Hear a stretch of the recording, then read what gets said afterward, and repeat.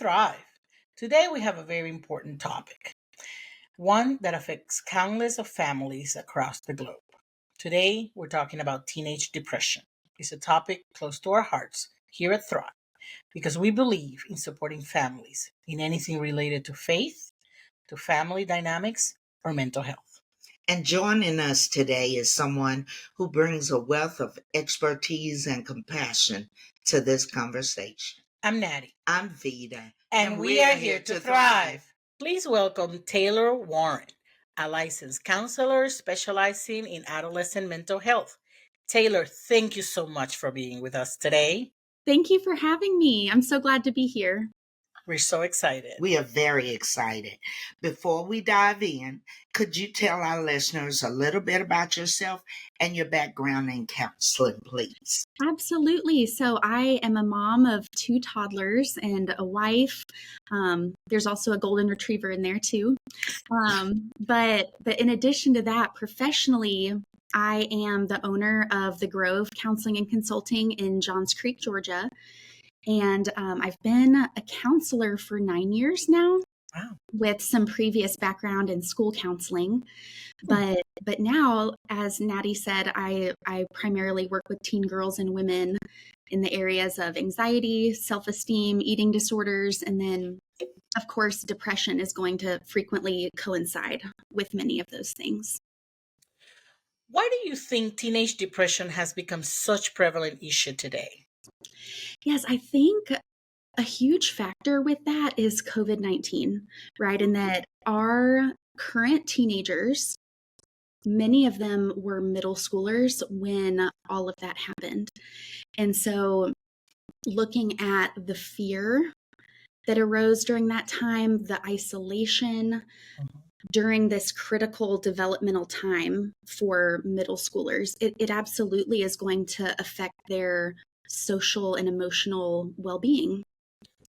So I think that combined with many other factors, because depression is, of course, biological, it's social, it's psychological.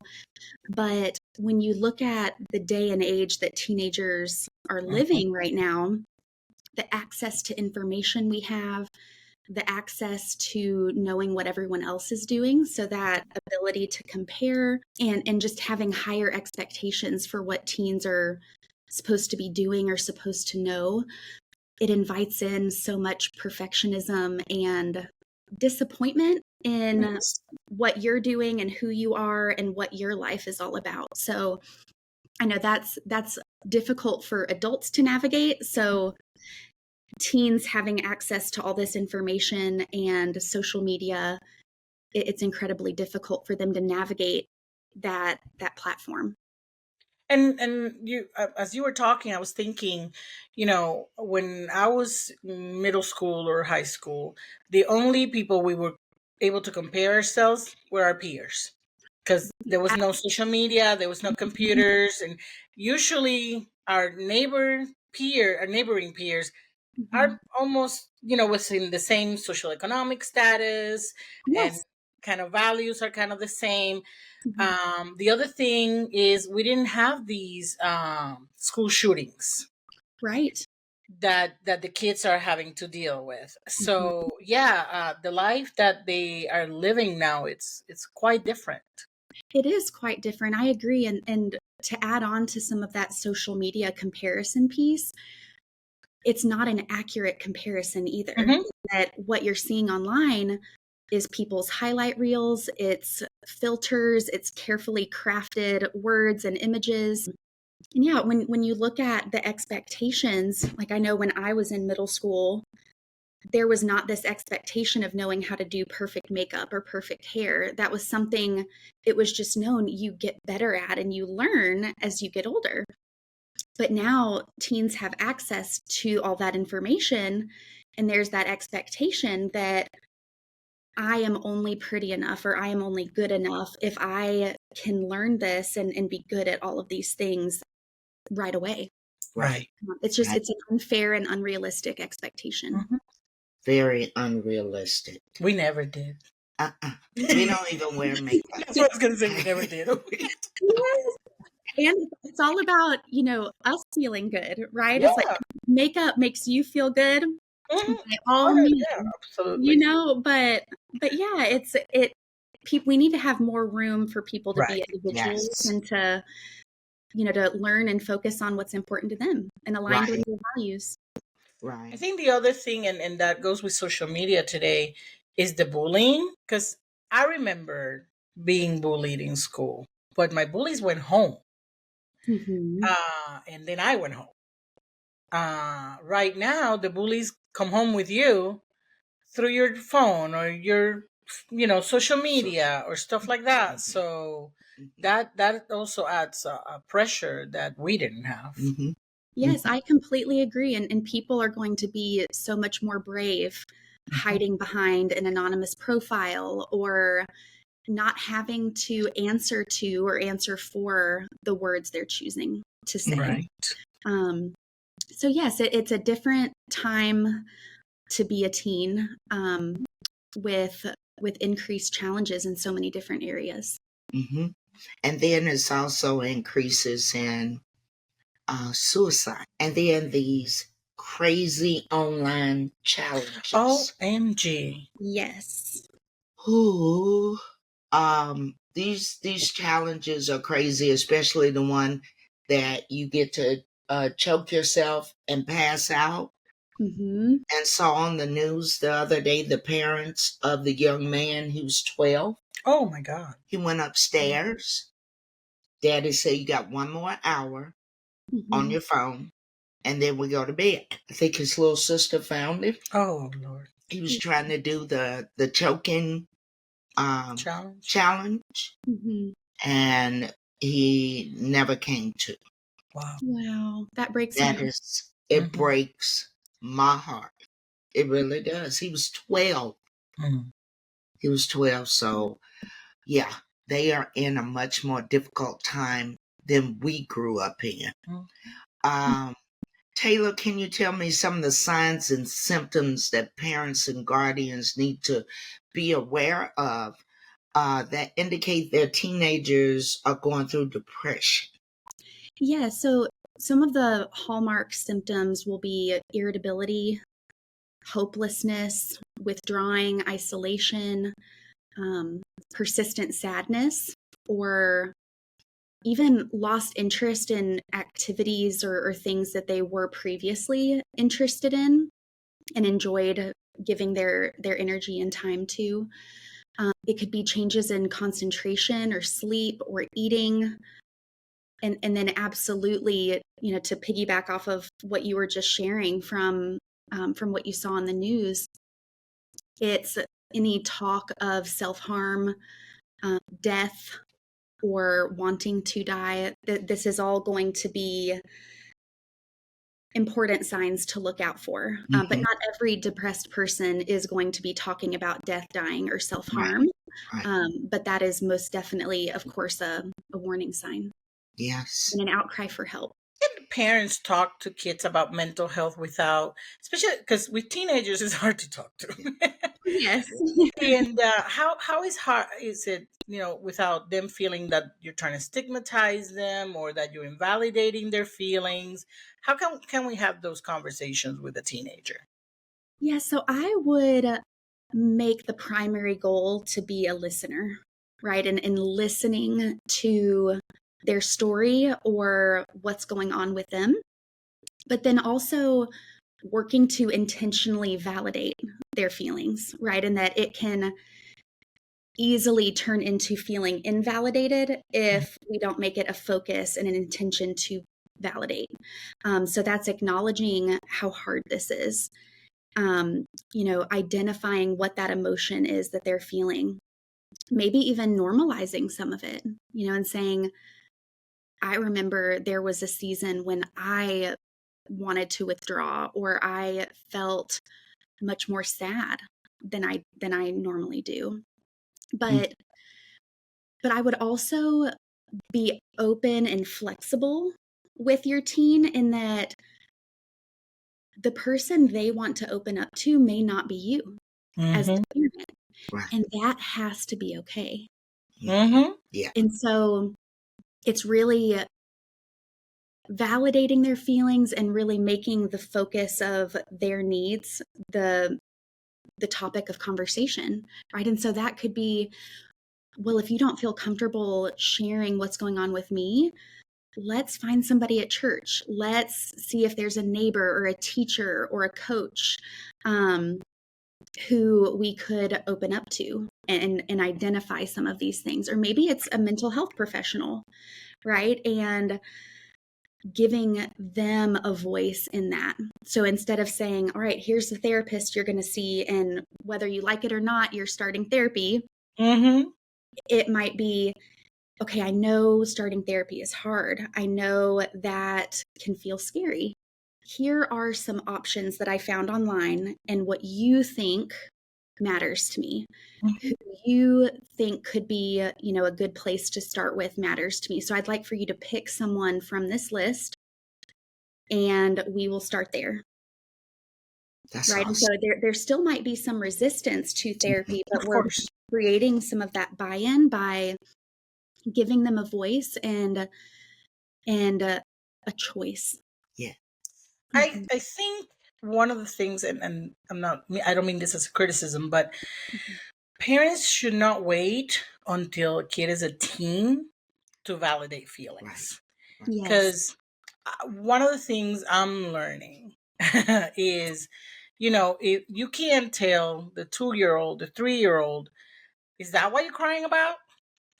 Because it might be not a big deal for me, but it's a big deal for him Yes.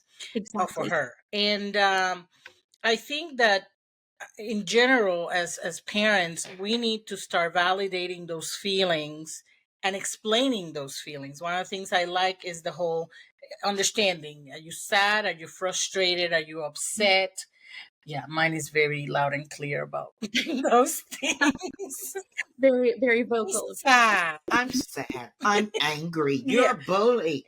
Yeah, yeah. You can't hear the word no. You're being a You're bully. being a No, bully. I'm just telling you that. but but but yeah, I think that putting myself in the shoes of the teen. If a parent comes and has been telling me, oh, your problems are not important, you're just a kid, and at 13, 14, what's going on with you? Oh no, you're the last person I want to talk to, Right. because what you're going to do is tell me my problems are not big enough Right. or not important. Right. So I think it's important to let parents know that even that 1-year old that is screaming because the something broke or something, or the tablet fell or whatever, important to validate those feelings, even though it may sound silly, but to them it's not silly. No, and that communicates such an important message, right? Mm-hmm. That what you're dealing with matters to me, Mm-hmm.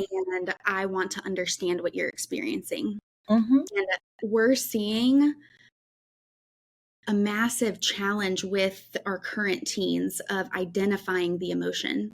Mm-hmm. So many times I'll check in with a teen that I'm working with and ask, how are you feeling? And they will say, good or fine. And those are not emotions. Mm-hmm. And there are some resources online tailored to toddlers or tailored to teens, Mm-hmm. whatever age your child is. But, with teens, I use a feelings wheel. So Mm-hmm. those core feelings that are more commonly talked about, like I'm happy, I'm sad, I'm angry, those are in the center. And as the wheel expands out, you can identify more specific or more complex emotions. And that's the starting point for all of this, is Mm-hmm. being able to pause and check in with yourself and identify, what emotion am I feeling? Because if we can't do that, we're going to get stuck in that emotion and not be able to identify how to help ourselves come Right. out of it, or even how to communicate a need to our parent or our loved one. Yeah, that makes sense. Mhm. Taylor, in your experience, what are some misconceptions or myths surrounding teen depression that you think are important to address? Yes, so some big ones are that it's laziness. I Mm. hear I hear a lot of, parents referring to some of these behaviors as laziness, and teens referring to themselves as lazy. Um, Hmm. and so it's this idea that if I tried harder, then I could get rid of this. Or if Mm, I would just have more energy or do what's being asked of me, then this would go away. So it's this idea that there's something fundamentally wrong with you or poor decisions that you're actively making, when in actuality, depression is so much more than that. And it's not laziness. It's not something someone chooses or, like willingly just stays stuck in. It's treatable, Hmm. but it's okay to not be okay. It's okay to need help. So I would say that's one of the bigger ones, is this idea that it's connected to or involves some laziness. Another is, I'll hear parents say, well, they can't be depressed because no one has died, nothing bad has happened. Their life should be great. mm, And that's that expectation that we're only allowed to be sad if something that we identify as sad mhm, has happened, which mhm. is really unfair, right? And that goes back to what you were talking about, Natty, of knowing what someone else is experiencing may not be a big deal to us, but it's their experience. It's something they're feeling as a big deal. And so, working in the school system, like I did before, I would have um, talks of suicide ideation come out from first graders, Hmm. second graders, right? And so parents would be so confused of, nothing is wrong in their life. Why is this happening? And so we have to dig deeper and shed that misconception that something obvious has to be wrong. Yeah. Yeah, Mm-hmm. I worked for an elementary school for about 3 years, Okay. and we had a third grader who went into the roof of the school wanting to jump, and it was not because he was trying to be Superman. No. It was suicide, and you would think, how can a 3-year-old think of something like that? And it's, they can't verbalize their pain. They can tell you what's going on with them, or they may have a parent who said, "There's nothing wrong with you. You have toys. You have everything's fine at home. What is your problem?" And it's hard to think that children would think about killing themselves. Yeah. It is. It makes us uncomfortable, right? Mm-hmm. To consider that. But, the messages that we're sending our kids from early on are so important, and that we need to communicate that we're going to experience a wide range of emotions, and that's normal and that's okay. No emotions are bad Mm-hmm. emotions, but our emotions are clues as to what we need. Um, and giving permission for kids to express and feel their emotions, right? So being present with them if they are having a tantrum or a meltdown. We're going to be human and be imperfect Mm-hmm. at times, but we can always come back to it and lean into that repair and say, I just want you to know, I know I didn't say it earlier, but you are allowed to be mad at me. Mm-hmm. And I'm glad you told me that you're Mm-hmm. mad at me. Here's why we had to do it this way. Mm-hmm. Mhm, mhm, I want you to know it's okay to be mad at mom, Mm-hmm. mhm, whatever it might be. And that will lay that foundation for more open conversations about emotions and more freedom for emotions when they are teenagers. But it's never too late to start this. Right. If right. your child is already a teen, you can begin these behaviors and these conversations at any time. Yeah. Mhm, How can the parents, since we're talking so much about social media, get more involved in what's happening and teaching healthy navigation of the digital experience? Yes, so this will most definitely need to include boundaries Mm-hmm. with our kids, right? And most likely they will not like that, Mm-hmm. but But kids and teens really benefit from a known structure and a known expectation, even if they don't like what that is. Mhm. If it's consistent, if it's clearly expressed, it will make them feel safer, right? To Mhm. know these are my parameters that I have to work with. I can expect that going into my day. So yes, I would say boundaries around the phone in bed, right? And that is easy to interrupt the sleep cycle, right? Or to keep kids from getting the amount of sleep that's necessary for Mhm. their well-being and their growth. Absolutely the dinner table, right? The time Mhm. when it's it's time to connect with others and socialize, not including the phone in that time is beneficial because we need to work on those social skills. We need to prioritize connecting with the people in the room with us rather than the people in our phone, right? Right. On social media. So yes, they may not like it, but as the parent, it's imperative to have boundaries around that. Um, and that will be something that everyone will have to get used to in order to keep everyone safe, right? And Mhm. to prioritize the mental health and the well-being of our teens. Right.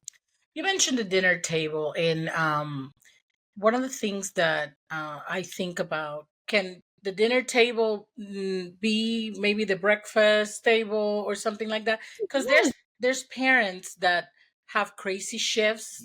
Families are different, or Mhm. maybe a single parent that cannot be there.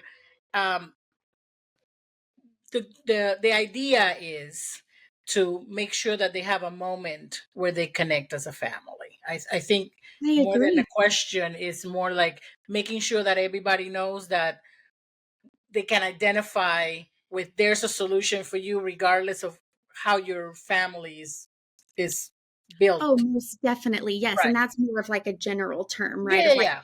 but it Yeah. could be like, even if everybody's going out to lunch at a restaurant, Mm-hmm. right? Knowing, okay, we're going to put our phones away because we're going to connect Mm-hmm. together.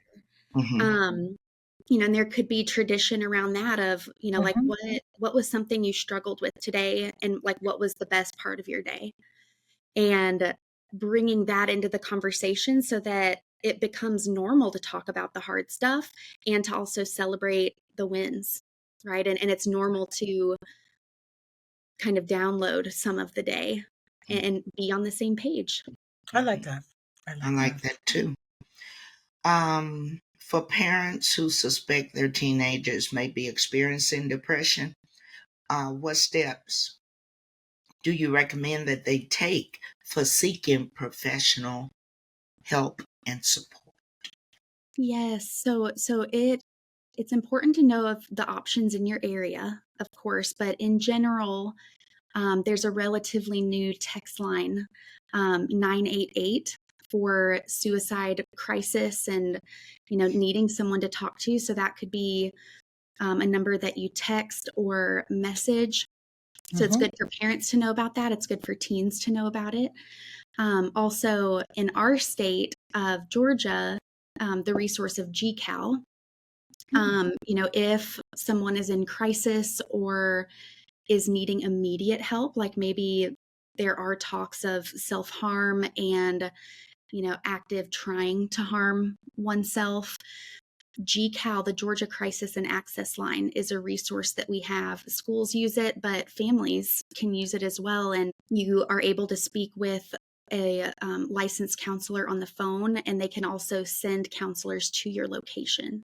Oh, So that's a resource that we need to know about, especially in recognizing this rise in depression and the rise in the need. can the church and the community serve as a resource for parents and teenagers that are struggling? Yes, talking about it, right? Destigmatizing it, recognizing that it is a problem and again, it's okay to not be okay. It's okay to need help.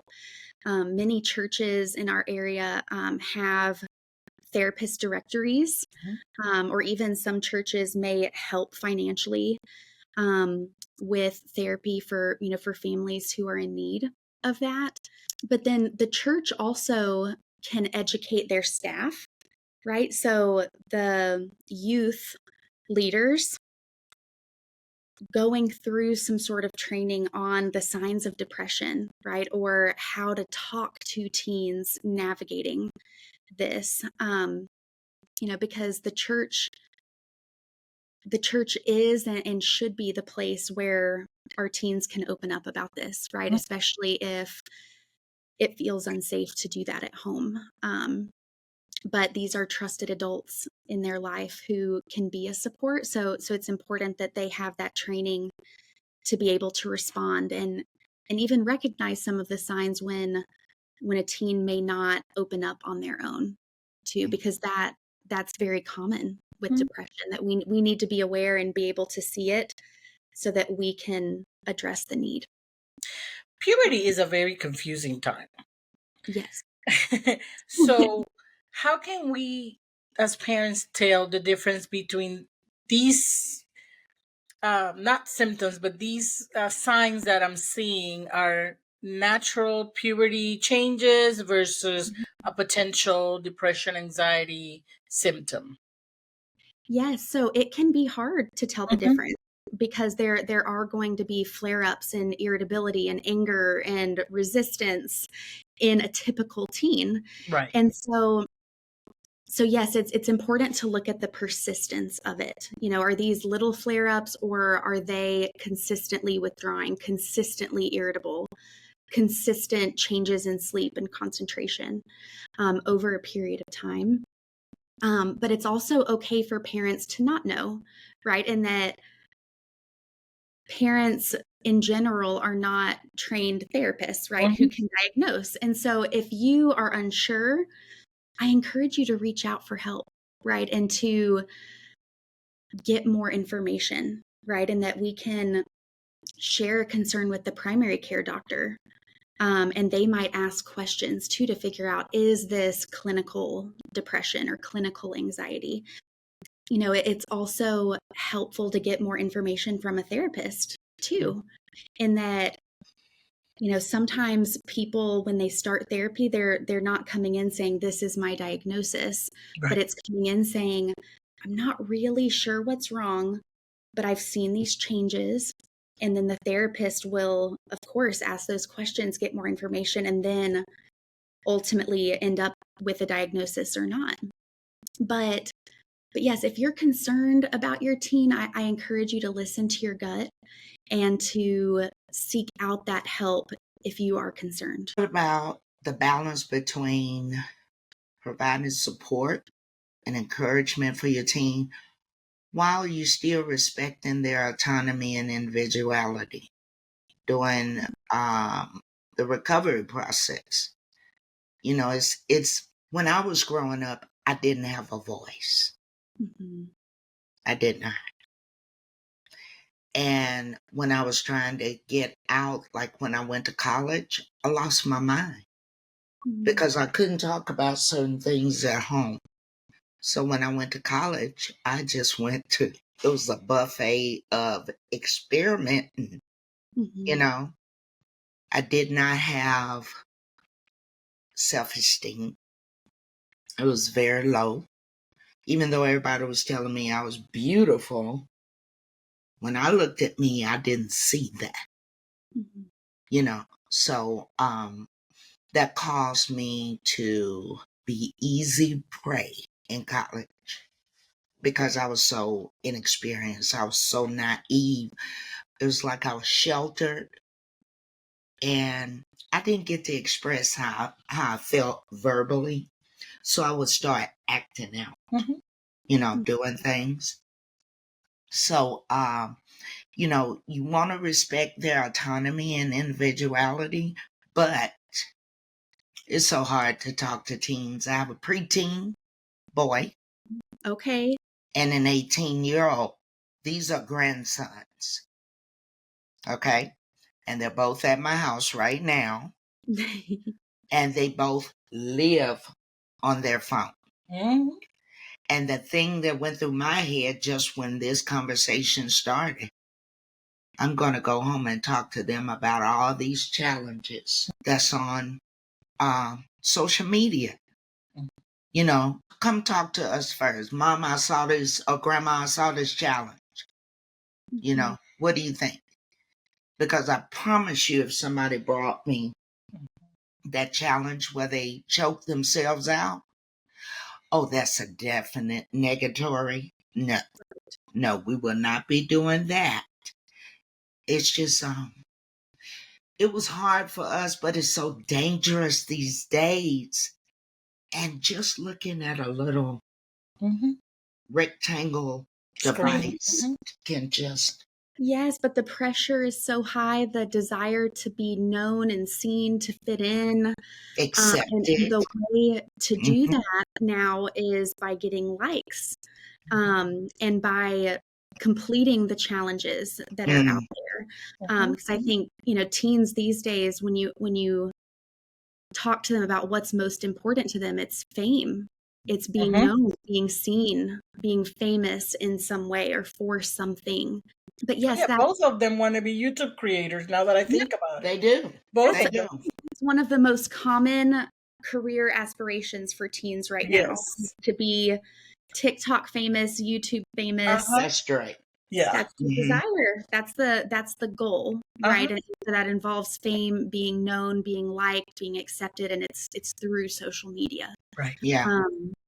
But yes, to answer your question about the autonomy piece and striking that balance, it's going to be important to give your teen choice, right? And so it might be, okay, we are going to go on walks together or spend more time outside, right? Because the research does support even just 30 minutes or less outside, breathing fresh air in the sunlight reduces depressive symptoms significantly.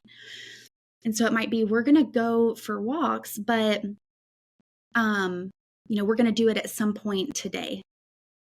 Right. And so it's not saying, all right, we're going on a walk right now, put your shoes on, and taking away their choice. It's really working to work together. So it might be, okay, we're either going to do a morning walk or an evening walk tonight, but I'll let you pick. Or saying we're going to do that this number of times this week, but I'll let you pick the day off that you take. So that day when you're really not feeling up for it. So that's a way to encourage them to become unstuck, right? To come out of those behaviors that are not serving them, but it's also honoring their emotions and their needs, and honoring how hard it is to step out of a lot of it. And giving them a voice. Absolutely. Letting them feel like they're choosing instead of it always being chosen for them. Exactly. Yes. And that comes back to the therapist point too, right? Of not saying this is going to be your therapist and I'm going to surprise you like we're on our way right now. But instead saying, all right, let's help, like, have you identify that person, and knowing too, when we even start with that therapist, it might not be the best fit. Right. So I value how you felt in there, what you thought. And it might even be we're going to give a therapist at least, 2 sessions, right, to get you comfortable or see if it could be a good fit. But valuing their opinion and their thoughts and what they want. Yeah.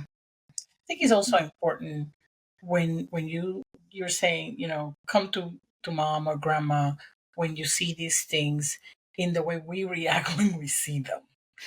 Because, HE double Augustic, no.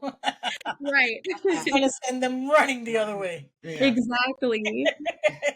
So, we need to have a little control over our own emotions as parents. That is true, because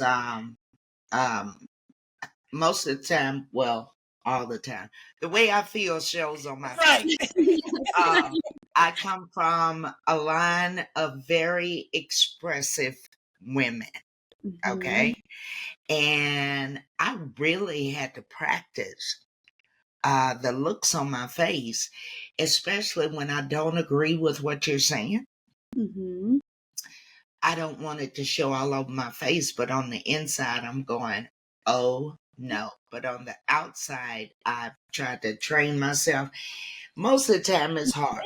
She'll tell you, all she has to do is look at my face. It's like, Just okay, read what's it like going a on over there? What's going on? But yeah, I keep thinking about my grandsons. 18, 12. The twins are 10. They're all into their phones. Okay. They're all into the latest dances and stuff like that. And that's not a problem, but they need to know that everything that you see, everything that, all the challenges are not for you. Right. The challenges are not for you. And it's also making me think of, I need to open this avenue even wider for my boys to come to me and just say whatever, whatever you need to say, Grandma. They're not disrespectful. They can get on my nerves. Okay. I have But that's their one. job. I have one that says, "What I do?" Yeah, that's the That's job. his. What I do? You can catch him in the act. And What did I do? what I do? Yes. Boy, you say Trying to what defend. I do one more time. Oh my God. Mhm. But I have a good relationship with my boys. I mean, we laugh a lot, and I got one that I got to look up to, and I got one that I never thought would be right here with me, and he can't wait to be able to look down on Grandma. But it's a blessing that they're at home they live with me. Oh, Their wonderful. parents and the children, they live with us, me and my husband, and it's just I feel better that they're with us, and just need to sit down with them and remind them, you can come to us, you can come to me. I know I fuss or whatever, but Grandma loves you, right? And it was like, yeah, we know Grandma loves us, but just to keep that avenue open for talking, because if they don't talk, you have no idea. So Grandma can yell when she sees something she doesn't like. Yeah, I say, I'm a yell, but our reactions come in too of like, right. being curious, right? So like if they come to you with a challenge that's ridiculous that they want to do, leading with that curiosity, or like, tell me a little bit more about like what you like about this, or what made you want to do something like this, right? It's that curiosity, and that that leads into a good conversation that's a teachable moment. But yeah, and social media, of course, is not all bad, but I think too some of the main problems from it are like when we say yes in big ways to social media, it's what we're saying no to, right? So if we're spending all these hours on social media, we're saying no to time outside. We're saying no to socializing with people in the moment. We're saying no to sleep, right? And so that's where those boundaries come in to help make social media something that is more positive, but limited in their lives. Yeah, because I walked in the boys' room, it was like 2:00 in the morning, and my preteen, he has the light ring for TikTok. He has strings of lights around his room. He even has a remote control to turn his light different colors. He travels with that light. When he comes to stay at my house, when he spends the night, he brings it. I open the room. He got all these colors. Like, are we in a disco or what? I open the bedroom door and I'm like, what just happened? It's just, with one click, it's a whole new room. Yes, he has a remote, the blue it and can red. Go fast, it can go slow. I didn't know I had a club in the bedroom. Wow. Didn't know it was possible at your house. I mean, the only thing I was like, what are we drinking?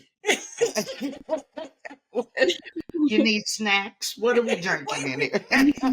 Yeah, but then I was at our house the other day and I saw all the string lights and stuff. Mhm. I'm like, what are we trying to build here? What are we Mhm. making? And he definitely wants to be a TikTok. I have to admit, he has a ring light. That was my Christmas present for him. So it was me Mm. who gave him the ring light. Hey, and that's okay because we know too it's important to them, right? And Yeah. I did. 6 years ago. Yeah, and It was then the whole kid. and then his mom this past Christmas bought him all these string lights And that light that looks like and a the one cabaret. that with the remote control. so Yeah. over Yeah. time he's just built up an amazing space. Yeah. Yes. Yeah. His Mhm. room is like, oh my God. Yeah. Yeah. And I'll walk in there and he'll be making a TikTok dancing or rapping or I even did a video dancing with him. It's on TikTok. yeah, we did a video dance in my kitchen. There you go. Do you know what a house dress is? I don't think so. Okay, it's a step up from a gown. Mm, And it's like you could wear it around the house, but you know, if somebody comes to the door, you won't have your gown on, you have on your house dress. I I got see. that from my grandma. so, so I have my house dress on. We did a video with his mom, him, me, were you in it? We were No. dancing in the kitchen. And then I look back on the video, I'm like, oh my God. I wasn't even looking. Look at me. Old lady in the back. I am that old lady in the back. Yeah, But you I made even one have too. it in my kitchen. That he and I did a dance thing, and I was following as much as I could. And He's yes, very talented. he is. He is. Yeah, that's the preteen. But the 18-year-old is real laid back. You know, doesn't yell, You don't talk. barely talks. And we're homeschooling him. Hello. Okay. Yeah, we're homeschooling. Mhm. But yeah, I'm glad my boys are with me. It hit me. They drive me crazy, but I'm glad they're in my house, Mhm. you know, and we can talk and we can share things, you know, and Be an influence. yeah, Mhm. and they play a lot of tricks on grandma. Mhm. Yeah, they Yep. do. They Um, have me screaming. Mhm. Yeah, we were driving the other day, and I said, what was the word I used? Uh, it was not pranksters. Mischief. mm, Her boys are mischievous, and they love to play pranks on They her, do. and then they laugh in her face. Yeah. Like if yes. I'm standing in the refrigerator and you open both doors and I'm Mhm. getting some out of the refrigerator, well, I'll close the door and they'll be standing there. You're not expecting I that. You believe weren't there it. when I opened the door. And That shock value. I start screaming, you know, and they just think it is so funny, you Yes. know. But I'm glad that they, you know, like doing things with, you know, grandma and playing with grandma and stuff like That that. relationship is a gift, and Yeah. it's something you're able to invest in even more living Mhm. together. Oh yeah, and the preteen Dre, he doesn't like going to his age group at church anymore. He likes to be in the sanctuary with us. Okay. And I've been watching him when we have worship. He gets up, clapping. He may not be singing, but he's clapping and he's moving. And he sits there. He doesn't even fall asleep during church. He listens because our pastor makes it even relatable to the preteen. Well, and Good. he said something that blew my mind. He said, I get more out of it when I go with you. And those are big words for a 12 I year old. know, for a 12-year-old. And he desires to learn. Yeah. Yes. Yeah. That's Yeah. amazing. Yes. And then if he had said, I don't want to go to my class anymore, and I kept making him go, he would be miserable after a Or while. might not go to church. He wouldn't even want to go to Right. church. And we want them to want to be there. We Right. want them to want to be there. Yeah, so I have no problem with him sitting next to me in church.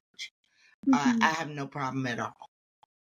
So that's a good relationship too, because he It goes is. to church with grandma and Mimi. Mhm. We take him to church. The 3-year-old loves his class. You know, Oh, did. And then the He 20. has to go to church on days that are not church Yes, he days. does. You Yeah. have to go to church today? We go No, to church honey. day? No. No, today's no Oh, church. man. That's sad. It's sad. Oh, No, so communication is the key, Full truly. personality. for Mhm. sure. So, what are the biggest differences? Because one of the things I've learned in life is until we are in someone's shoes, we sometimes can't relate to stuff. Mhm. So, Mhm. how can we differentiate? Because I'm sure as an adult we see our own issues and our own symptoms. Differentiate the depression, how it manifests in adults versus teenagers. Sure. Yes. So adults typically are going to have more of that persistent sadness as the hallmark. But with teens, we'll still see that, but what I've seen is more irritability, right? And Mhm. that might be more of the hallmark for teens. Mhm. And then when it comes to the withdrawing or the isolation, with adults, it might be I'm going to withdraw from everybody, right? Mhm. And stop that communication or that social interaction as much as possible. And with teens, what we'll see is maybe withdrawing from some, but not everybody. They might still have one or two like close friends or like a group that they're confiding in. Mhm. Um, so, yes, it's important to know some of these differences because, like you said, we're not going to see our teens react in the exact same way that we might. Right. It also could be like aches and pains, so like a bodily manifestation of depression or anxiety. So yes, I would say those are some of the main differences we might see. Remember when I was 17 or 18 and I wanted to go on a date and my mom said no. I got so upset. I went in my mom's medicine cabinet and took a couple of her Lortab and it put me to sleep. It's like being in a cloud. I remember her waking me up asking me did I want something to eat, then I went back to sleep, but that was the first time that I tried to, I guess, Hurt. rebel against Mm-hmm. her rules. Personally, I didn't see why I couldn't go out on a date, but she had her reasons. I didn't agree with it. And it was only by the grace and mercy of God that I woke up. They didn't have to pump us, and she never knew. Mom's gone. She's in heaven. I never told her I did that. But I remember 17, 18, just because I couldn't go on a date. Right. And I Right. think that's the issue with teenagers is, and one of the reasons why we talk about how their brain develops differently. Their impulse control is so different. You saw not being able to go on a date as the end of the world. Yeah, the world was going to end that day. Exactly. Um, and for you it was. Yeah. For you it was. It almost did. Yeah, it almost did. but that's one of the things you know learning as a parent, as a counselor, is with teenagers you have to be very mindful of how you talk and how you present and validate those feelings, Mhm. because to them is the end of the world, Mhm. because the impulse control part of the brain has not fully developed yet. Mhm. Mhm. No, and I think too, teaching them how to express their emotions as well, right? Because I think a lot of young people, are feeling extremely upset or angry or frustrated or lonely or depressed. But because they're not identifying the emotion and Mhm. then they're not able to express the emotion, it might come out as, I want to kill myself, or my life is over, Mhm. or I hate my life, I hate myself. Mhm. And we need to, of course, always take those outcries for help seriously, Mhm. and to never assume that it's just for attention or that they Mhm. don't really mean it. And and then also teaching how to express. So if we get to the root of it and what they're saying is, like, I'm just so mad at you that you wouldn't let me go to that Mm-hmm. thing. Like, Mm-hmm. I don't understand why you would make that rule, and it makes me so mad that you are not letting me go. Mm-hmm. Right? That's the more clear, more honest, direct explanation, right, of what's happening. Mm-hmm. And yeah, if we teach our kids to identify the emotion and to express it, we'll be able to have more conversation that gets to the root of Yeah. what's going on, so that we can be on the same page and help each other. Yeah. Lately, we've been having shootings at Sugarloaf Mill Yeah. and incidences at Sugarloaf Mill. I really don't want my 18-year-old to be up there, with his friends. We even got him an ID. He doesn't have a license yet, but we got him a Georgia ID because, if anything happens and they ask for ID, he wouldn't have any.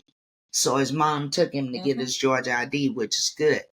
But with groups of kids, when we go up to the mall and we see groups of teenagers, and stuff like that, there's nothing wrong with them being there. It's a big place. You can have a good time. But when you start arguing and it turns into shooting, Yeah. Mm-hmm. oh my God, does nobody fight with their fist anymore? Yeah, and we It's need like, conflict resolution skills, right? Like, yeah, to yeah, talk it out and apologize, compromise, yeah. all of those different options. Like, we need our kids to know about those early on. But their answer to a problem is so drastic now, and it can be terminal. It's crazy. Okay? I mean, how do you get a gun, put it in your pocket, put it in front, and go to the mall? Well, some of that, as we've been talking, social media. I want to be the strongest and the bad boy type thing. And on the other thing, again, impulse control, because you know, and it's a maturity thing. Because if I reflect on my own life, and some years ago you would have said something, I might have responded totally different than now. Really? you know, I remember some things that I experienced through my 20s that I'm like, oh Lord, what did I Right. did or Make you say? cringe now when Yeah, you think that. but now it's like, all right, you said that, more power to you.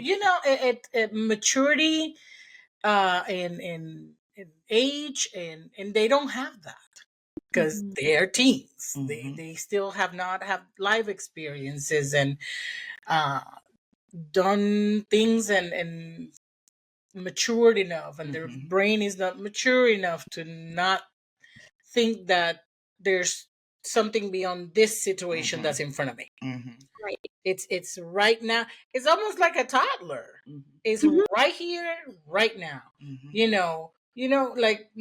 When you tell a toddler, we're going there tomorrow. Tomorrow sounds like 60 years from now. We need to go now. Right. We need to go. Like the day and age that we live in, it's that instant gratification of, I want what I want and I want it right now. Mhm. And I Mhm. don't have the maturity and the patience to wait. Mhm. Right.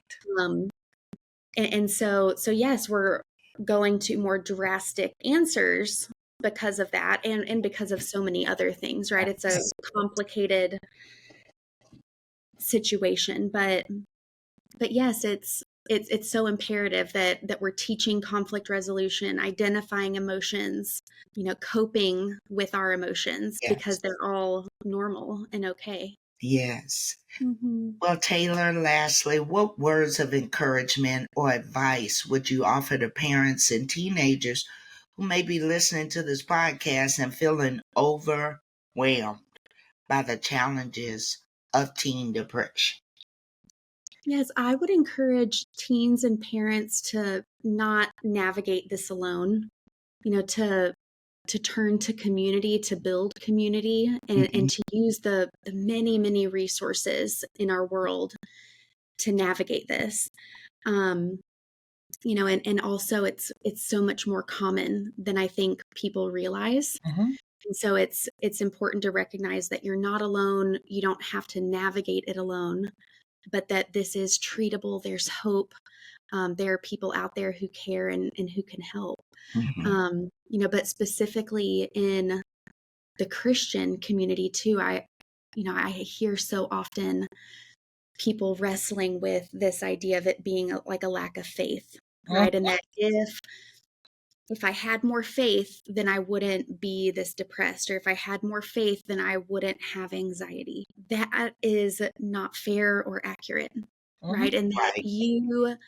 you can be a person or family of great faith and navigate this very human challenge, right? And that it's biological, social, psychological, all of these different things. And so yes, I encourage people to shed the shame associated with this and navigate it in community, not ever alone. Right. Thank you so much for Yeah. having this conversation with us. This was very delightful, and we love that you share your expertise and your insight with us. It's been a real good conversation. I've so enjoyed it. Thank you guys for having me. Thank you. Yeah, we truly enjoyed it. And to our audience, know that if you want to connect with Taylor, we're going to have her information on the description. But we also have a radio audience. So if you want to tell us your website. Yes, it's thegrove-counseling.com. Okay. So that if you're listening to us on the radio and not on a place that you can write, know that that's her website and you can connect with her. She's only in Georgia, folks, so you might be able to connect with her, but she might not be able to help you directly. But she might be able to tell you where to go. So that's Absolutely. And even too, other opportunities of like coaching or speaking in other areas. There's lots we could connect on. absolutely. And she's Mhm. awesome and sweet, so know Yes. that. Yeah. Very relatable. Yes. Okay. Thank you so much, Thank you, Taylor. Taylor. You have a good day. blessed one. You too. All of our listeners, if you found today's episode helpful, don't forget to subscribe to our channel and follow us on social media for more content on faith, family, and mental health. Remember, if you're in a crisis situation, please dial 988. If a loved one is in a crisis situation, dial 911 or take them to the nearest emergency room. We want everyone to be safe. Remember that we want to establish a community. We want to support one another, and we're looking forward to hearing your stories, your comments, and your feedback. And as Vida said, remember to continue this conversation on social media. Hit the subscribe button and share this video with anyone in your life. This information is relevant to all of us, parents, teachers, and clergy, because we all have teens in our life that we want them to thrive.